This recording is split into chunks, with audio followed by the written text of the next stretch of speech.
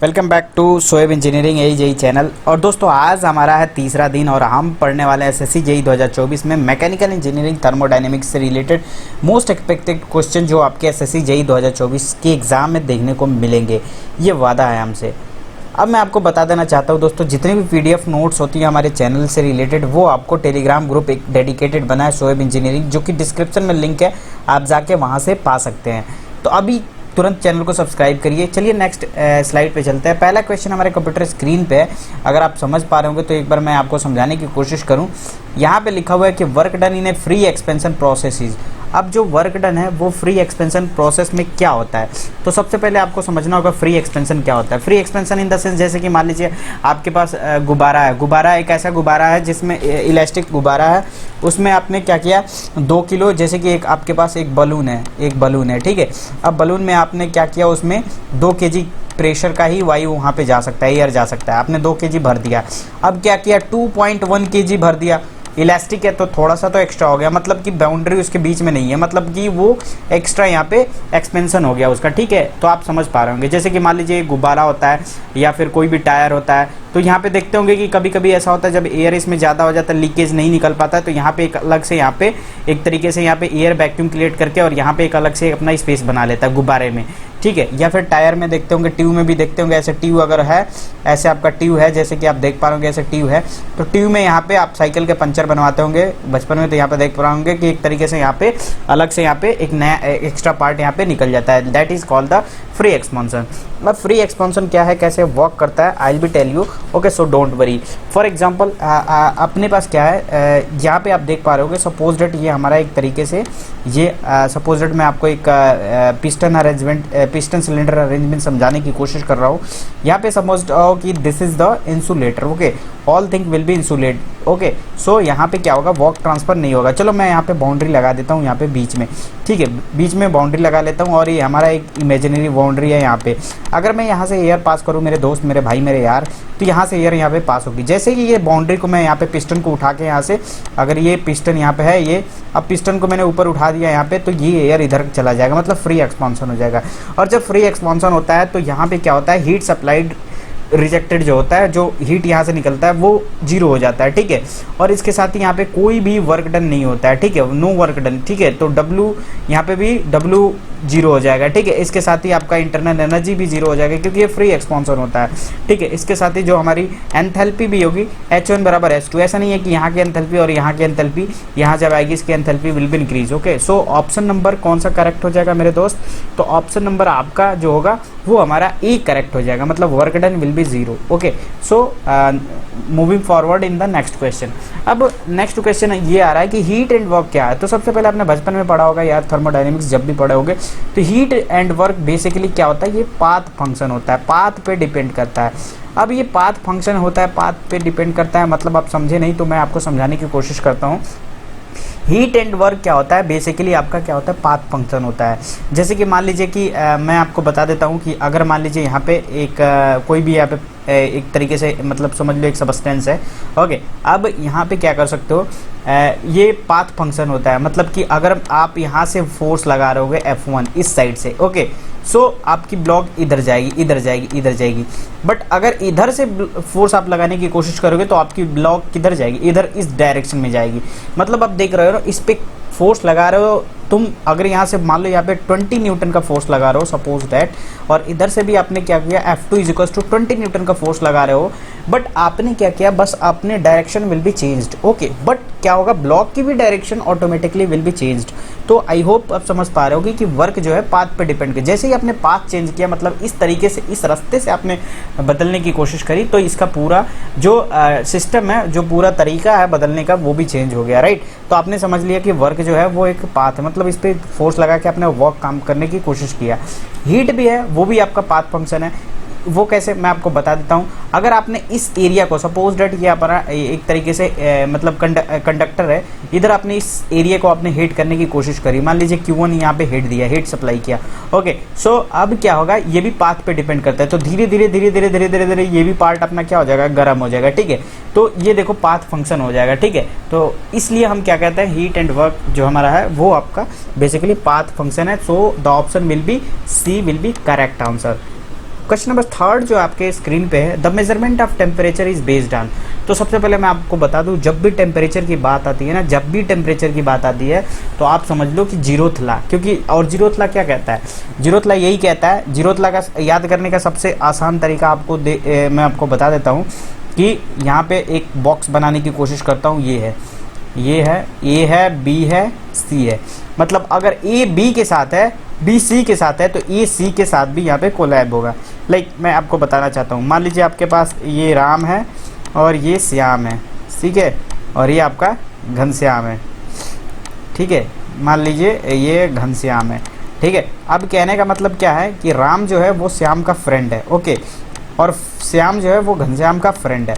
तो डेफिनेटली क्या होगा, जो राम जो होगा वो घनश्याम का भी फ्रेंड होगा। कहने का मतलब है ये ए हो गया, ये बी हो गया, ये सी हो गया, मतलब ए बी का फ्रेंड है, बी सी का फ्रेंड है, तो ए और सी भी आपस में फ्रेंड ही होंगे। सो दैट इज कॉल्ड द हमारा जीरोथ लॉ। और जीरोथ लॉ हमेशा किस पे डिपेंड करता है, टेम्परेचर पे, ये याद रखिएगा। और फर्स्ट लॉ क्या कहता है, फर्स्ट लॉ बेसिकली आपको यहीं पर रिविजन करा देता हूँ, वो conservation of law of energy कहता है। मतलब अगर Q1 दोगे तो हमें Q1 ही चाहिए, ठीक है, Q2 दोगे तो Q2 ही चाहिए। मतलब ये आपका क्या होता है, एनर्जी का, मतलब ये हमने हीट लिख दिया, एनर्जी का कंजर्वेशन होता है, E1 बराबर E2, ठीक है। मतलब जितना एनर्जी आप दोगे उतना ही एनर्जी आपको मिलेगी। सेकेंड लॉ आपको तो एंट्रोपी का जब कॉन्सेप्ट आ जाता है तो वहाँ पे हमारा सेकेंड लॉ स्टार्ट हो जाता है।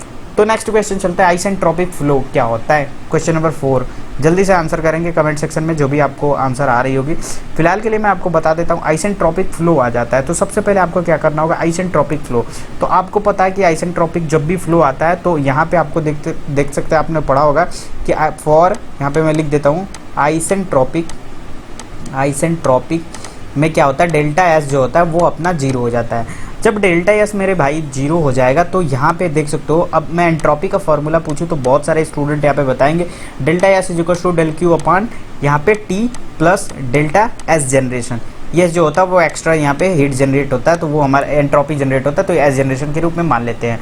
अब हमने क्या किया है कि आइसेंट्रोपिक प्रोसेस के लिए लिया है, तो डेल्टा एस मैंने ऑलरेडी जीरो मान लिया है। लेकिन अब बताओ, एक क्वेश्चन में ये भी किया, आइसेंट्रोपिक अगर मान लो सपोज डेट, अगर मान लो मैं आपको बता देता हूँ, कोई भी एडियाबैटिक फ्लो होता है, फॉर एग्जांपल इसमें से कोई एडियाबैटिक हम लगा देते हैं। अगर मान लो पहला हम ऑप्शन लेके चलते हैं, मान लो एडियाबैटिक अगर हम लेके चलते हैं, एडियाबैटिक फ्लो, तो एडियाबैटिक में पता ही है कि आपको क्या होता है, हीट ना बाहर से अंदर आती है और ना अंदर से बाहर जाती है, लाइक थर्मस, ओके। थर्मस में जिस तरीके से आपका एडियाबैटिक फ्लो यहाँ पे बना रहता है, तो हम क्या करते हैं कि डेल्टा क्यू को हम जीरो कर देते हैं। मतलब ना हीट अंदर आएगी ना अंदर से बाहर जाएगी।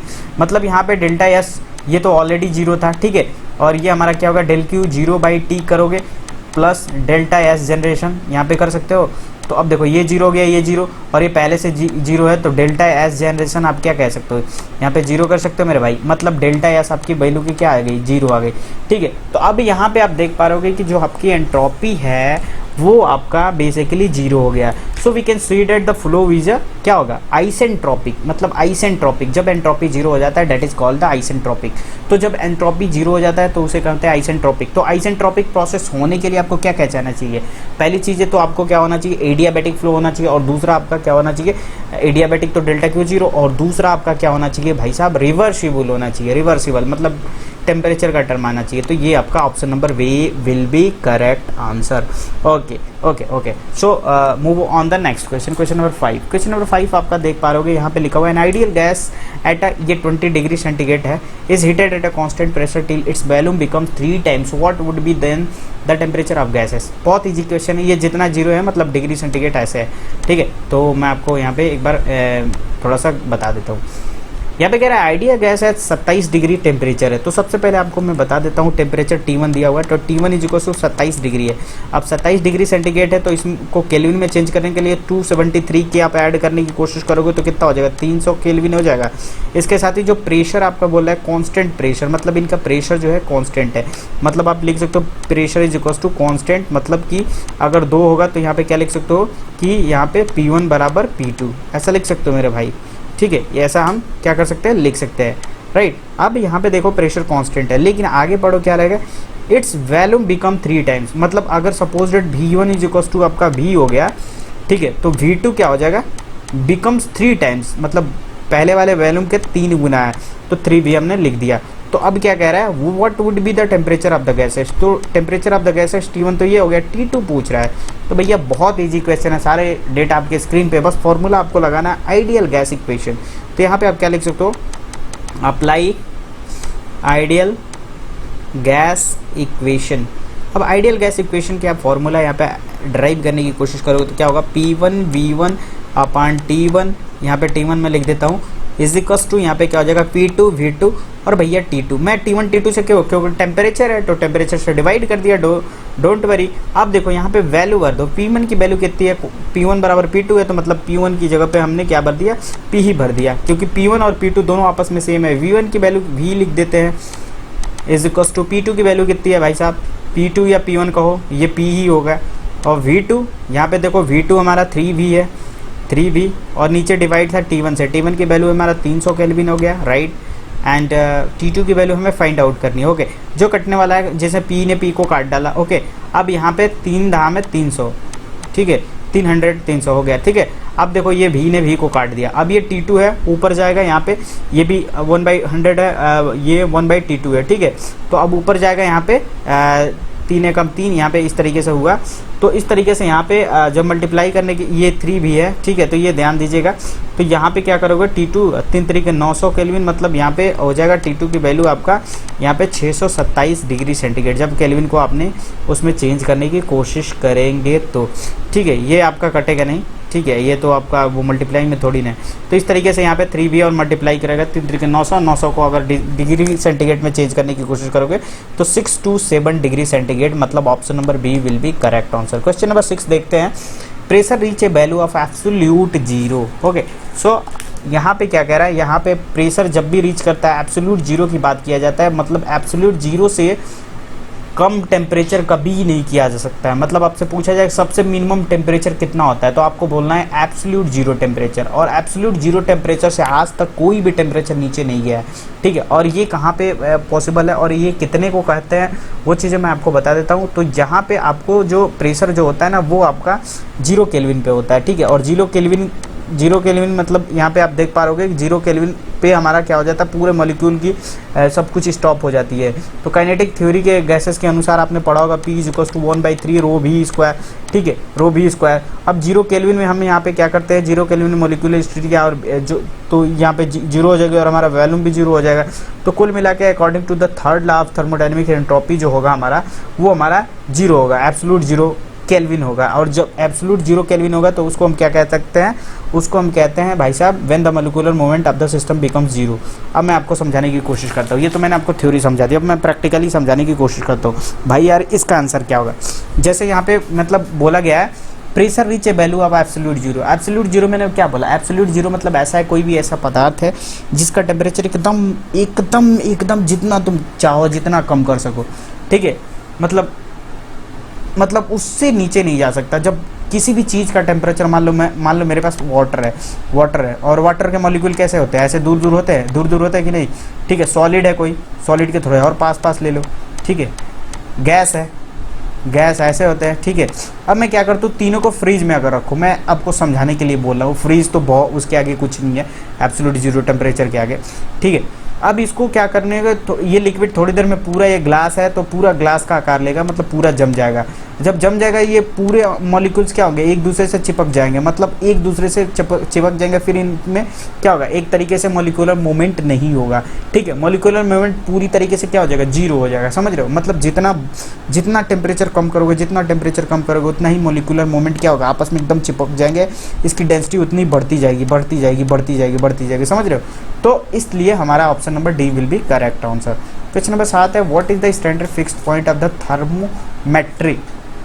तो भाई आपको पता होगा ये थर्मोमेट्री वाला कॉन्सेप्ट हमेशा जब आता है तो वहाँ पे हमारा क्या होता है, ट्रिपल पॉइंट ऑफ वाटर का कॉन्सेप्ट आ जाता है, ट्रिपल पॉइंट ऑफ वाटर का कॉन्सेप्ट। और ये कितना होता है ट्रिपल पॉइंट ऑफ वाटर, तो ये होता है 0.001 डिग्री सेंटीग्रेड, जिसको आप कहते हो 273.16 केल्विन, ओके। सो ये option number C will be correct. Question number 8 है, if the value of n is infinity large in polytropic process pv to the power n is equals to constant, the process is तो अब देखो सबसे पहले आपने पढ़ा होगा यहाँ पे प्रेशर और वॉल्यूम का, अगर आपने ग्राफ आपने पढ़ा होगा, ये अगर प्रेशर हो गया और ये आपका वॉल्यूम हो गया, तो आपने ऐसे एक ग्राफ पढ़ा होगा। ठीक है, मैं आपको बनाने की कोशिश करता हूँ।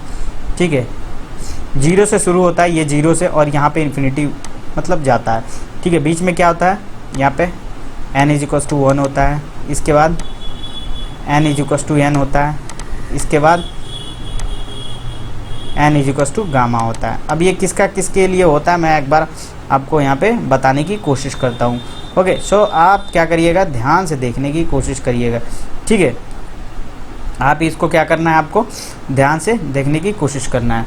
जैसे यहाँ पे देखो Pb² अगर कांस्टेंट हो गया, Pb⁴n जो हमारा था वो कांस्टेंट है, ये हमारा क्वेश्चन में ना, तो पूछ रहा है कि प्रोसेस कौन सा होगा। तो अब देखो जब भी n बराबर 0 होता है, अब n की वैल्यू यहाँ पे कितना है, 0 है अगर पहला वाला, तो वो आपका क्या होगा, आइसोबारिक होता है। एक बार ये इसको लिख लेना, आप नोट कर लेना, आइसोबारिक होता है। n अगर 1 आ गया तो वो आपका क्या हो जाएगा, आइसोथर्मल हो जाएगा, आइसोथर्मल। n हो गया तो ये होगा पॉलीट्रॉपिक प्रोसेस, पॉलीट्रॉपिक प्रोसेस। और n=γ तो आइसेंट्रोपिक, आइसेंट्रोपिक। और वही आपका n=∞ तो आपको आइसोकोरिक, आइसोकोरिक जिसमें हमारा कांस्टेंट वॉल्यूम होता है, कांस्टेंट वॉल्यूम होता है। ठीक है, ये आपको समझ में आ रहा होगा, इतना चीज़ें। अब देखो यहाँ पे क्या पूछ रहा है कि the value of is n∞, n की वैल्यू अगर इन्फिनिटी कर देते हो तो आपका कौन सा प्रोसेस होगा। तो n की वैल्यू इन्फिनिटी है, इन्फिनिटी किसका, आइसोकोरिक के लिए। तो ऑप्शन नंबर हमें तो डी ही लग रहा है भाई, आइसोकोरिक हो गया, option number D will be correct. तो इसको याद कर लो, एग्जाम में हो सकता है कि इसको चेंज कर दे, n की वैल्यू n=0 तो आपको पूछ सकता है, तो n0 पूछेगा तो आइसोबारिक हो जाएगा। तो इस तरीके से आप यहाँ पे आंसर दे सकते हो। क्वेश्चन नंबर 9 है कि process which is the working substance neither receive nor gives out heat to its surrounding during its explanation और कंप्रेशन इज कॉल्ड। ठीक है, ये आप यहाँ पे ध्यान से सुनिएगा, ये प्रोसेस विच ऑफ वर्किंग यहाँ पे आप देख पाएंगे। तो इसमें क्या है, ये आपका हो जाएगा, कह रहा है एक process which working substance there neither receive nor gives out. एक प्रोसेस है जिसमें एक, मान लो एक सपोज दैट ये this is called the working substance. अब इसमें कोई भी प्रोसेस करो, ये ना ही हीट ले रहा है और ना ही यहाँ से हीट दे रहा, अभी मैंने बताया था। ठीक है, मतलब अगर मैं आपको थर्मस बोलूँ, थर्मस कौन सा थर्मस बेस्ट आता है, मान लो ये मिल्टन का है। ठीक है, मिल्टन का, मिल्टन। ठीक है, अब यहाँ पे तुम हीट इसको दोगे या हीट यहाँ पे इससे रिजेक्ट करोगे, तो ये ना ही हीट को लेगा और ना ही हीट को रिजेक्ट करेगा। मतलब इसमें ठंडे पानी भरोगे तो वो ठंडा ही रहेगा 12 घंटे तक एटलीस्ट। आइडियल तो हो नहीं सकता, फिर भी एटलीस्ट कुछ देर तक के लिए ठंडा होता है ना, ठीक उसी प्रकार। तो जब ऐसा जो तुम्हारा स्थिति बनता है, कंडीशन बनता है, that is called the adiabatic, option number D. ठीक है, एडियाबैटिक ऐसा होता है, ना ही उस मतलब चाहे वो उसमें कंप्रेशन करो, कंप्रेशन इन द सेंस कि उसमें तुम दबाओ या उसको तुम एक्सपेंड करो, ऐसे करो, तुम उसको बढ़ाओ। ठीक है, फिर भी उसके टेम्परेचर पे कोई भी फ़र्क नहीं पड़ता है। ठीक है, सो आप यहाँ पे याद कर लीजिएगा कि ये जो आपका होगा वो ऑप्शन नंबर आपका D will be correct answer. Okay, so अभी नेक्स्ट क्वेश्चन हमारा कंप्यूटर स्क्रीन पे है, लास्ट क्वेश्चन है। According to the kinetic theory of gases absolute zero temperature is of 10। अभी मैंने बताया था एब्सोल्यूट जीरो टेम्परेचर कब प्राप्त करेगा, कब प्राप्त करेगा, जब क्या होगा, जब क्या होगा, एब्सोल्यूट जीरो टेम्परेचर तभी प्राप्त करेगा जब आपका kinetic energy of the gas zero हो जाएगा। मान लो यहाँ पे एक तरीके से यहाँ पे हमारे गैस है, ठीक है, ये इसके मॉलिक्यूल हैं। ठीक है, अब क्या किया तुम, इसको काइनेटिक एनर्जी इसके पास है तो ये इधर मूव करेगा, ये इधर जाएगा, ये इधर जाएगा, ये इनके दीवारों से टकराएगा, ये इधर जाएगा। ठीक है, अब मैं क्या करें, इनकी मोशन को एकदम हमने स्टॉप कर दिया, सपोज डेट। जब स्टॉप कर दिया काइनेटिक थ्योरी, मतलब मोशन स्टॉप हो गया, तो काइनेटिक थ्योरी ऑफ गैसेस भी स्टॉप हो गया, तो एब्सोल्यूट जीरो टेम्परेचर हो जाएगा। तो जब ये तो एब्सोल्यूट जीरो टेम्परेचर पहुंच जाएगा, मतलब ये kinetic theory of gases is zero करना पड़ेगा तो भी हमारा एब्सोल्यूट जीरो। जब ये इनकी स्टॉप हो जाएगी, मतलब ये क्या होगा, एक दूसरे से चिपक जाएंगे, इनके बीच में थोड़ी भी जगह नहीं होगी, तभी तो ये मतलब एक तरीके से यहाँ पे मोशन नहीं कर पाएंगे ना। So that is called the kinetic theory of gases will be zero. Okay, so this the condition to attend the absolute zero temperature. Okay, so यही आज के क्वेश्चन में था। आई होप सो आपको समझ में आ गया होगा, तो जरूर चैनल को सब्सक्राइब जरूर कर लीजिएगा। ठीक है, और साथ में आप यहाँ पे एक काम करिएगा, वीडियो को लाइक करिएगा और साथ में चैनल को सब्सक्राइब नहीं किया तो सब्सक्राइब करिएगा। और टेलीग्राम चैनल का लिंक आपको डिस्क्रिप्शन में है, डेली की PDF आपको वहीं पे मिल जाएगी, तो प्लीज़ जाके अभी ज्वाइन करिएगा। तब तक के लिए थैंक यू।